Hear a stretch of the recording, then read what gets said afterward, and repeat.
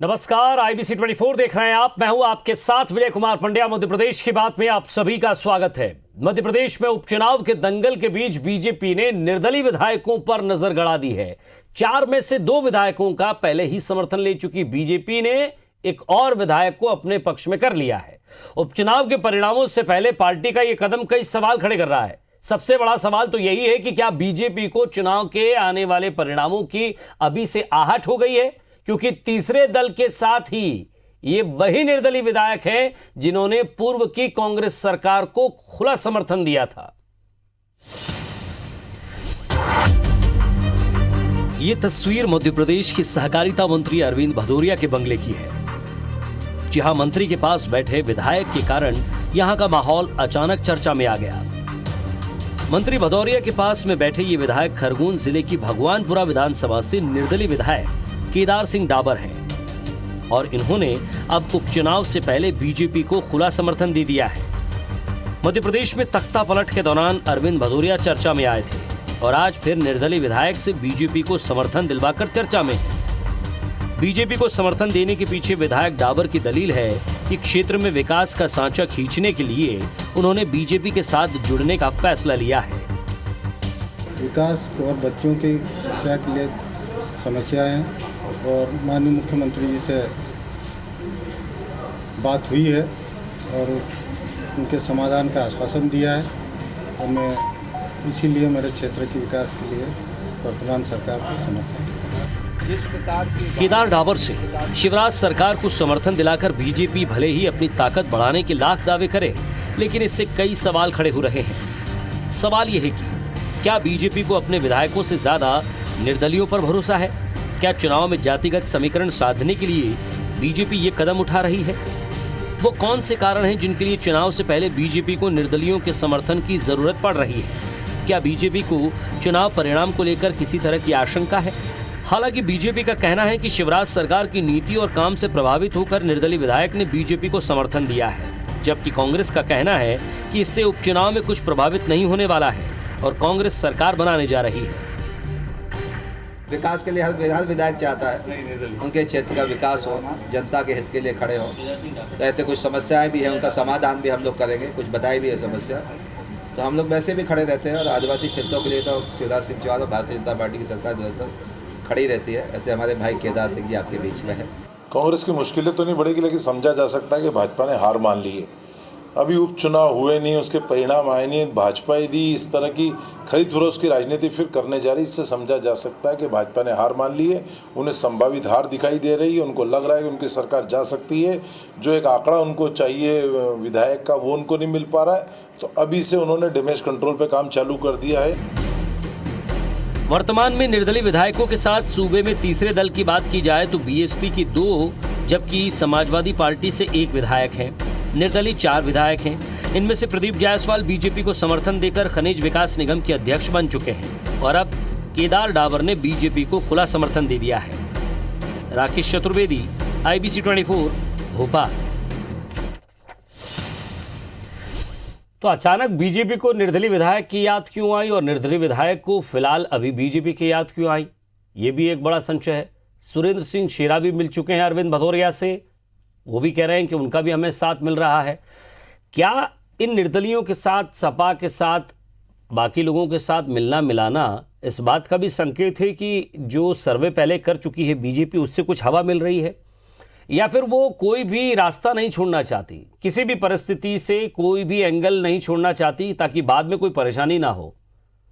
बातचीत करेंगे। लोकेंद्र पाराशर जी बीजेपी नेता हैं, साथ ही साथ इस चुनाव में बाकायदा वो अपनी भूमिका निभा रहे हैं। ग्वालियर चंबल अंचल को मजबूती देने के लिए लगातार बने हुए हैं, वहां कोशिश पूरी कर रहे हैं। और कांग्रेस विधायक, पूर्व मंत्री, सीनियर नेता बृजेंद्र सिंह राठौर साहब हमारे साथ। स्वागत है आप दोनों का। सर, सबसे पहले मैं पाराशर साहब आप ही से जानना चाहूंगा, आखिर इस मेल मुलाकात का क्या मतलब समझा जाए? आखिर इन मुलाकात को कैसे समझूं? आप बहुत अच्छे से समझते हैं इन सब चीज़ों को। जरा आपकी हंसी भी बता रही है कि ये सवाल तो उठना लाजमी थे।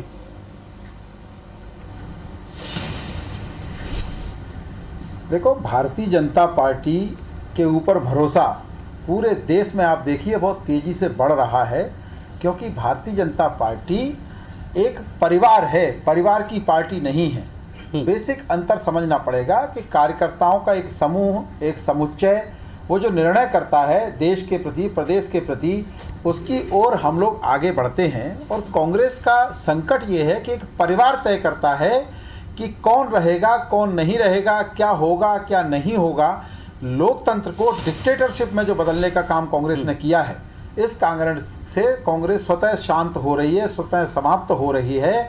इसलिए भारतीय जनता पार्टी की ओर निश्चित तौर पर लोग आकर्षित हो रहे हैं। डूबते जहाज में कौन चढ़ेगा?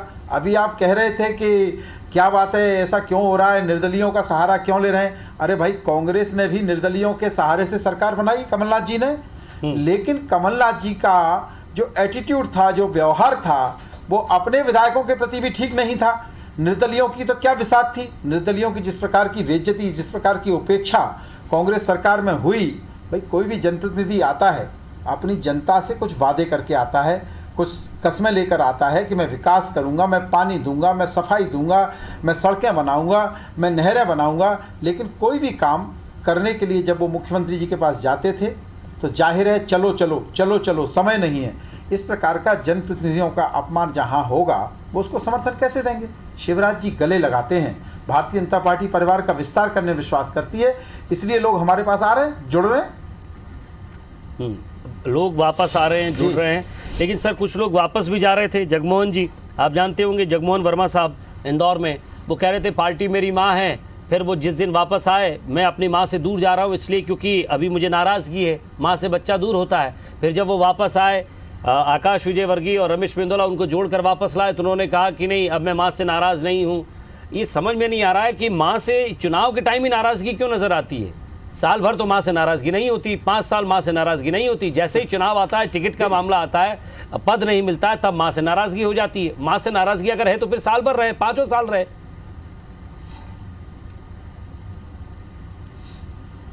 देखिए, राजनीति में जब कार्यकर्ता आता है तो उसकी अपनी इच्छाएं होती हैं, उसको भी लगता है उसको अवसर मिलना चाहिए। लेकिन पार्टी, भारतीय जनता पार्टी की जो खूबी है कि जब तक टिकट वितरण होता है तब तक सभी लोग अपेक्षा करते हैं, जो काबिल कार्यकर्ता हैं, जो अपने आप को काबिल मानते हैं, वो सभी अपेक्षा करते हैं कि उसको अवसर मिलना चाहिए।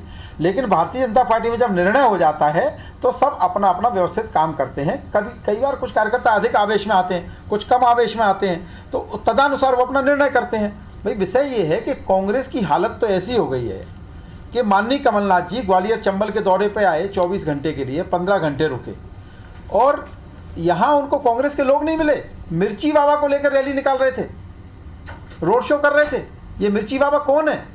ये मिर्ची बाबा वो है जिसने दिग्विजय सिंह जी की नैया डुबोई पूरी की पूरी भोपाल में, वो मिर्ची बाबा है। क्या कारण था? दिग्विजय सिंह जी के समर्थक लापता थे। सिंधिया जी के जाने के बाद वैसे ही कांग्रेस नहीं बची है संचल में, लेकिन दिग्विजय सिंह जी के जो समर्थक थे वो भी लापता थे। इसलिए उन्हें बाबा बैरागियों का सहारा लेना पड़ रहा है, तांत्रिकों का सहारा लेना पड़ रहा है। ऐसी हालत कांग्रेस की हो गई है। तो ऐसे जहाज में कौन सवार होगा जिसमें बड़े बड़े छेद हो चुके हैं? जी, चलिए मैं पूछता हूँ ब्रजेंद्र सिंह राठौर साहब से। राठौर साहब, मैं ये देख रहा हूँ लगभग इस चुनाव में कि हर संभव प्रयास, आपकी पार्टी भी किसी भी प्रयास में पीछे नहीं है और ना ही बीजेपी किसी भी प्रयास में पीछे है। क्योंकि मैं तो आरोप नहीं लगाता, आप ही की पार्टी आरोप लगाती कि धन बल का इस्तेमाल हुआ और प्रलोभन का इस्तेमाल हुआ। यानी कि इस इलेक्शन में वो इस उपचुनाव से पहले भी इस्तेमाल हुआ है, ये आप लोगों की पार्टी का आरोप है। लेकिन अब जब चुनाव सामने हैं, तारीख सामने है, तब भी कुछ पैतरे नहीं छोड़े जा रहे हैं।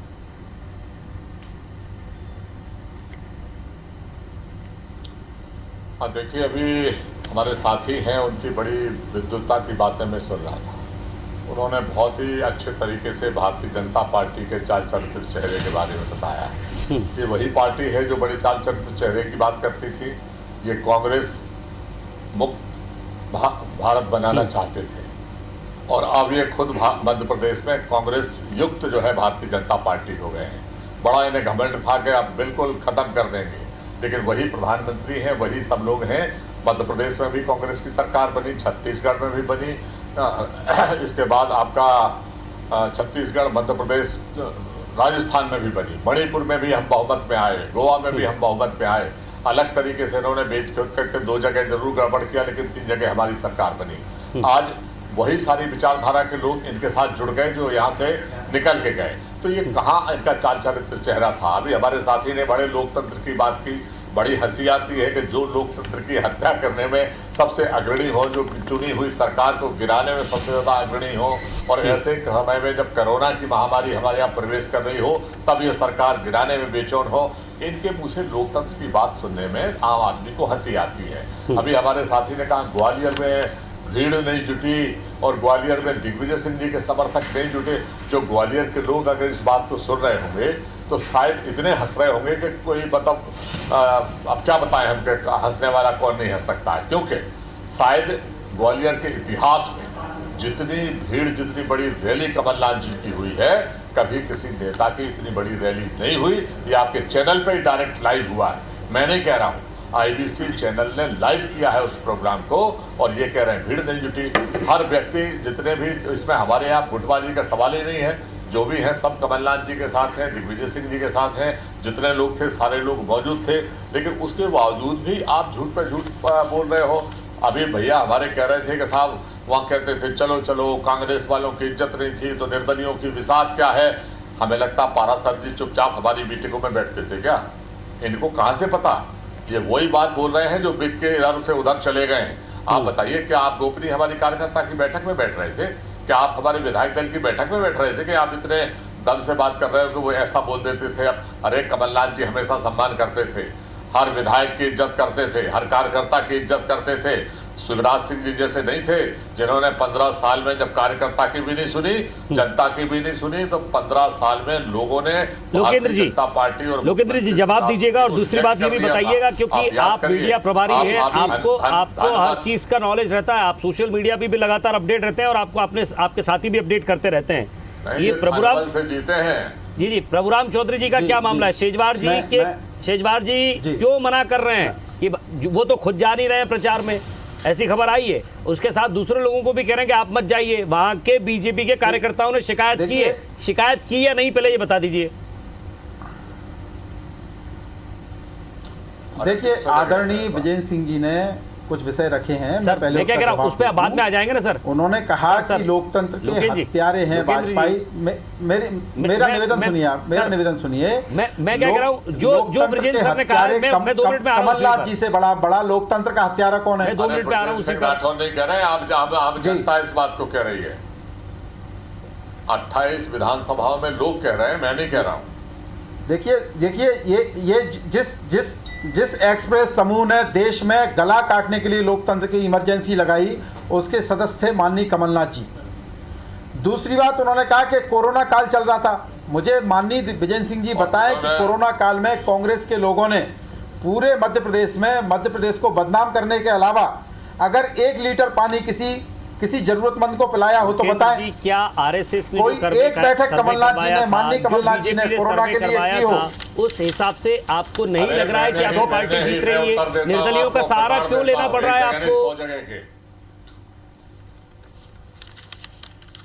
मैंने कहा आपसे कि कांग्रेस में जिनका अपमान हो रहा है, कांग्रेस में जो माफिया राज है, मैं नहीं कह रहा हूं, उमंग सिंगार जी ने कहा कि एक माफिया सरकार को चला रहा है, एक पूर्व मुख्यमंत्री पे आरोप लगाए, आपको सब पता है। माननीय गोविंद सिंह जी जो मेरे क्षेत्र के ग्वालियर चंबल के बड़े नेता हैं कांग्रेस के, उन्होंने कहा कि रेत का अवैध खनन इसलिए नहीं रुक रहा कि ऊपर पैसा जाता है। किसको जाता था? कमलनाथ जी को जाता था, सोनिया जी को जाता था, राहुल गांधी जी को जाता था। देखिए, ऐसी परिस्थिति में माननीय विजेंद्र सिंह जी ने कहा कि जो लोग वहां जाके बता रहे हैं, अरे मुझे बताइए कि क्या कांग्रेस में सम्मान मिलता है लोगों को? नरसिंह राव जी को सम्मान मिला, कांग्रेस में सुभाष चंद्र बोस जी को सम्मान मिला, ऐसे असंख्य, डॉक्टर श्याम प्रसाद मुखर्जी को सम्मान मिला, नहीं मिला। उनकी काबिलियत का इस्तेमाल नहीं हुआ। लोकेंद्र जी एक बार फिर से हमारे साथ जुड़ गए हैं और साथ ही साथ ब्रजेंद्र सिंह जी भी हैं। लोकेंद्र जी, मैंने आपसे कुछ पूछा था, आप थोड़ा उसको गोलमोल कर गए हैं। जरा अगर प्रभुराम चौधरी जी के विधानसभा क्षेत्र से बताएंगे तो कुछ खबर मिल रही है आपको? क्यों इस तरह की स्थितियां बन रही है? अब बहुत कम वक्त बचा है। देखिए, प्रभुराम चौधरी जी के लिए सेजवार जी, उनके पुत्र और पूरा परिवार ठीक से काम कर रहा है। इस प्रकार की कोई भी ये मिथ्या जानकारी जो सोशल मीडिया पे चलती है उसका कोई अर्थ नहीं है। अभी माननीय विजेंद्र सिंह जी बता रहे थे कि क्या हमारी कैबिनेट में आप बैठते थे, क्या हमारी बैठकों में आप बैठते थे? मैं उसका जवाब दे दूं कि आपकी कैबिनेट मंत्री ने, माननीय प्रद्युम्न सिंह जी ने, क्या मुख्यमंत्री जी को नहीं कहा कि ऐसा नहीं चलेगा? वो कैसा चल रहा था जिसको वो रोकना चाहते थे?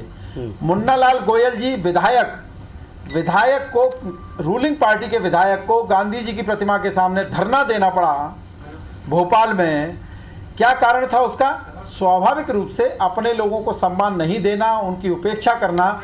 ये कांग्रेस में एक प्रकार की डिक्टेटरशिप एक प्रणाली है, उस पर काम करते हैं। जो गांधी खानदान है इस समय, मैं महात्मा गांधी जी की नहीं कह रहा, इस समय जो उनके नाम का इमोशनली इस्तेमाल करते हैं, उनके सरनेम का, उन लोगों की चाटुकारिता जो नहीं करते उनको कोई स्थान नहीं कांग्रेस में। ये परंपरा कमलनाथ जी ने भी लागू की है कि कमलनाथ जी जिनके हैं उनके वो हैं, बदल दिया बाकी किसी के नहीं। अरे भाई, पाराशर कौन साहब कांग्रेस जिस में रहना सब्जेक्ट को चाहेगा? लेकर भाई मैं आया साहब, था, जिस सब्जेक्ट को जिस लेकर आया कांग्रेस था, के आप बड़े माहिर मुख्यमंत्री ने, हैं। मेरी बात देखिए, सुनिए, यही तो ट्रेनिंग होती है बीजेपी पांड्या की। जी, यही तो ट्रेनिंग होती है, इस ट्रेनिंग में आप माहिर हैं। पांड्या जी, मैं क्या कह रहा हूं पांड्या आपसे? जी, मेरा मैं जिस सब्जेक्ट को लेकर आया था उस सब्जेक्ट में आप बात नहीं कर रहे हैं। जी, मैं ये सब्जेक्ट लेकर आया हूं कि निर्दलियों को आप शेरा से आप बताइए, जो आप मिल क्या रहे पूछ रहे हैं, सबसे आप मिल रहे हैं इस समय, इन सबसे मिलने का कारण क्या है? क्या समझे जनता, पत्रकार क्या समझे आपके द्वारा? आप जो बैठे हैं हमारे चैनल पर, आपके द्वारा जनता क्या समझे? क्या बताऊं मैं उनको, क्या कहूं? देखिए, बहुत स्पष्ट संदेश है इसमें कि लोगों का विश्वास भारतीय जनता पार्टी में है। भारतीय जनता पार्टी यानी विकास और कांग्रेस यानी विनाश, ये सिद्ध हो रहा है पूरे देश में। नरेंद्र मोदी जी की सरकार का बहुमत दूसरे चुनाव में और ज्यादा आया। इसका कारण क्या है? कांग्रेस के लोगों को चिंतन करना चाहिए कि कांग्रेस का लोकतंत्र कहां जा रहा है। मैं एक निवेदन कर रहा था आपसे कि क्यों टूट रहे हैं लोग। एक ऐसा मुख्यमंत्री मध्य प्रदेश ने देखा जिसने संविधान के विरोध में रैली निकाली। संविधान की शपथ लेके जो मुख्यमंत्री बनते हैं वो सीए के नाम पर रैली निकालते हैं। कुछ कह रहे हैं, कुछ तो शर्म करो। संविधान की इज्जत तो करो। ऐसी पार्टी में, ऐसी पार्टी के साथ कौन जुड़ना चाहेगा? कुछ कह रहे हैं राठौर साहब? जी, मैं आपसे ये कह रहा हूं कि हकीकत ये है कि भारतीय जनता पार्टी ने जितने सर्वे कराए हैं, जितने लोग जमीन पर गए हैं, मीडिया के लोग या अन्य लोग जो गए हैं, सबके सर्वे में ये बात सामने आ गई और सच्चाई भी है कि भारतीय जनता पार्टी का 28 सीटों पे सफाया होने वाला है। इसलिए ये अभी से, चाहे सपा हो, चाहे बसपा हो, चाहे निर्दलीय हो, जो जिंदगी में इनके साथ नहीं जाएंगे, ये तो कल कांग्रेस में थे, आज अभी इनके साथ जबरदस्ती दिखाई दे रहे हैं, कल हमारे साथ आ जाएंगे, वो एक अलग विषय है। लेकिन इनको जो जोड़ तोड़ करके ये दिखाना पड़ रहा है कि हम कमजोर नहीं है, अगर कमी रहेगी तो हमें इनसे पूर्ति हो जाएगी, इन्होंने अपनी हार को स्वीकार कर लिया। ये बड़ी चिंता कर रहे थे कि कांग्रेस में फलाना फलाने का सम्मान नहीं है। हाँ, उमा भारती जी बराबर सम्मान हमारे यहाँ किसी का नहीं है जितना आपने उमा भारती जी को सम्मान दिया है। डिक्टेटरशिप तो आप अपने दो नेताओं से पूछो, वो ज़्यादा अच्छा है। और केवल ये सेजवाल साहब का सवाल नहीं है, ऐसे कितने सारे भीष्म पितामह आपके यहाँ बैठे हैं जिन्हें पता है कि सत्य की लड़ाई कांग्रेस के साथ है, धर्म कांग्रेस के साथ है। ये चुनाव कांग्रेस बीजेपी का नहीं, नीति और अनीति का है, और नीति कांग्रेस के साथ है। ग्वालियर चंबल की 16 सीटें हैं, जो है वो आप कितना दावा करते हैं अभी से? क्योंकि अभी जो चल रहा है वो धुआंधार प्रचार चल रहा है। मैं अभी से पूछना चाह रहा हूँ, 16 सीटें ग्वालियर चंबल की, किन किन सीटों पर अभी आपको आज से ही लग रहा है कि नहीं ये तो हमने निकाल लिया? दावा नहीं कर रहा हूँ नहीं, फिर भी एक अनुमान। नहीं, देखिए, मैं दावा नहीं कर रहा हूं, मैं आपको कड़वी सच्चाई बता रहा हूं कि एक भी सीट भारतीय जनता पार्टी पूरे चंबल और ग्वालियर में जीतने वाली नहीं है। जिस दिन रिजल्ट आएंगे उस दिन तो फिर पाराशर साहब के वहां बैठने का मतलब ही क्या है? इनका खाता खुलने वाला नहीं। जी, पाराशर साहब जरा आपसे पूछता हूँ, 16 में से 16 सीट, उस दिन इनको समझ में आएगा कि ये 16 सीटें तो चली गई कांग्रेस के पास, खुद चिंता अब आपके पास बचा क्या? कहाँ से 10 सीटें खेल रहे हैं आप? किन 10 सीटों? देखिए, 16 सीटों पर कांग्रेस करी, हमारा कब्जा है। ग्वालियर चंबल की वो हमारी थी, हमारी रहेंगी। आपके पास अब क्या बचा? कहाँ फोकस कर रहे हैं? मैं सत्य बोल रहे हैं कि ग्वालियर की रैली को ये कह रहे हैं कि कार्यकर्ता लीडर हैं, उनको स्वप्न देखने का अधिकार है, वे स्वप्न देख सकते हैं। ऐसे लोगों को तो वोट भी नहीं जब इनके विजय सिंह जी, मैं बीच में नहीं बोला, आप बोल रहे थे, मैं नहीं बोल रहा। आपको कड़वे अभी आपके सामने आ जाएंगे 10 तारीख तक इंतजार करो, मैं नहीं बोल जाने वाली है।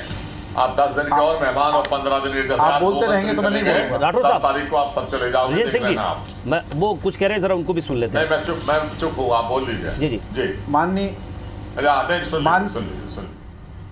लीजिए। जी, माननीय विजय सिंह जी, माननीय विजय सिंह जी, आपको स्वप्न देखने का अधिकार है, आप देखिए।